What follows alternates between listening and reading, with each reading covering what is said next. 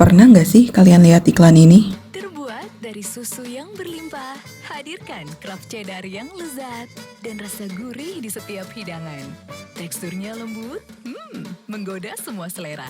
Kraft Cheddar, gurih yang menggoda, meleleh di mulut. Nah, keju ini sering banget kita lihat di rak-rak supermarket nih teman-teman. Tapi pernah kepikiran nggak sih cara pembuatannya itu bagaimana? Kenalin aku Azahra Mutiara Raya dari program studi Agroteknopreneur tahun 2024. Di sini aku akan menjelaskan mengenai tahapan produksi dari keju Kraft sebagai pemenuhan tugas dari mata kuliah terapan teknologi pertanian yang diampu oleh Ibu Dr. Sofia dan juga Ibu Dwi Novanda. Dan di sini aku akan mengajak teman-teman semua untuk melihat bagaimana sih proses produksi dari keju Kraft. Ikutin aku ya. Oke, jadi aku datang jam 8:30 dengan appointment jam 9. Mau ke Satpam untuk ngurusin perizinan sebagai tindak lanjut dari proposal yang diajukan. Terus aku dapat lanyard visitor setelah disetujui. Nah, di sebelah kiri ini adalah ruang produksinya, tapi sayangnya kita nggak bisa ngambil video di dalam. Jadi nanti bakal aku jelasin ulang melalui video atau foto alternatif. Halo teman-teman semua, kali ini aku lagi ada di PT Kraft Ultrajaya untuk melihat bagaimana sih produksi keju di PT Kraft Ultrajaya itu sendiri. Mari kita lihat teknologi yang diterapkan di perusahaan ini. Ultrajaya ternyata punya sistem pasokan yang keren banget nih. Mereka menggandeng peternakan sapi perah lokal di Jawa Barat dan Jawa Tengah, dua wilayah dengan populasi sapi perah tertinggi di Indonesia. Dengan kemitraan ini, susu segar langsung diproses tanpa harus menempuh jarak terlalu jauh, dan hasilnya kesegaran dan nutrisi tetap terjaga dengan teknologi yang dinamakan Rapid Cooling System. Nah, ini sangat penting karena susu segar ini sangat mudah terdegradasi kalau dibiarkan terlalu lama dalam suhu ruang.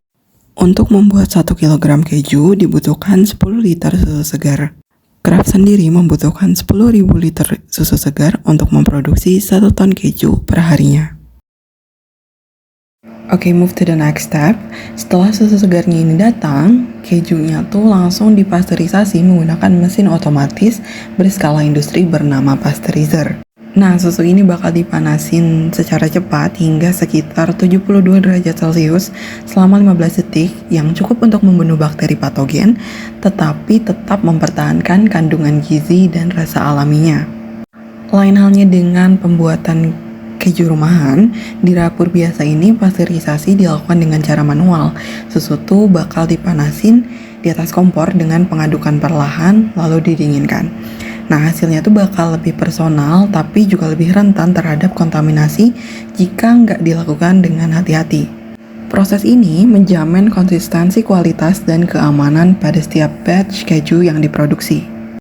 Baik industri skala besar seperti pabrik maupun di rumah, pasteurisasi ini adalah langkah penting yang menjembatani antara susu segar dan keju lezat yang aman untuk dikonsumsi.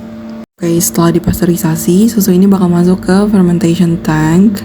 Nah, di sini akan ditambahkan bakteri asam laktat yang merupakan mikroorganisme baik yang akan mengubah laktosa menjadi asam laktat.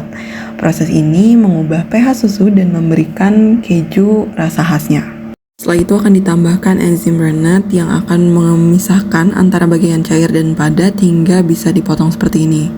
Hasilnya akan ada 2 komponen utama yang terbentuk nih. Yang pertama ada curd, yaitu gumpalan padat yang akan jadi keju, dan whey yang merupakan cairan bening kekuningan yang kaya akan protein dan bisa dimanfaatkan untuk produk lain. Proses ini dilakukan dalam coagulation vat, mesin stainless bersuhu terkontrol yang menjamin efisiensi dan higienitas. Potongan curd tadi kemudian akan diaduk dan dipanaskan dalam stirring and cooking vat. Ini akan membantu kadar air dan menciptakan tekstur keju yang elastis dan tidak mudah hancur. Kalau di PT Kraft, proses ini dilakukan secara otomatis, tetapi tetap diawasi oleh operator berpengalaman untuk memastikan suhu dan durasi yang tepat.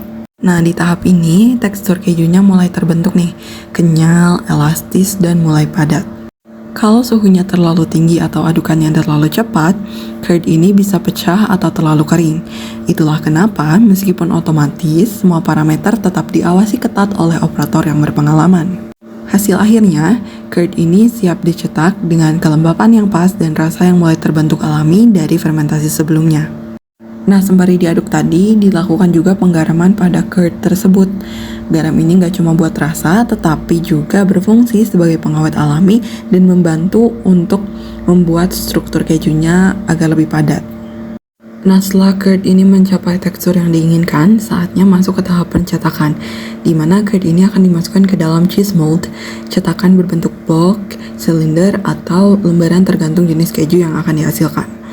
Untuk keju padat, cetakan ini kemudian akan menggunakan pressing machine, di mana akan memberikan tekanan terhadap sisa whey agar benar-benar keluar dari curd dan menyatu jadi satu massa padat.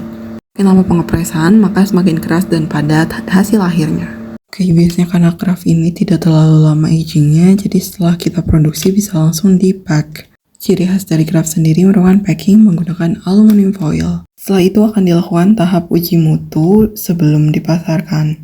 Setelah semua kiat-kiat telah terlaksana, craft bisa dikonsumsi secara langsung.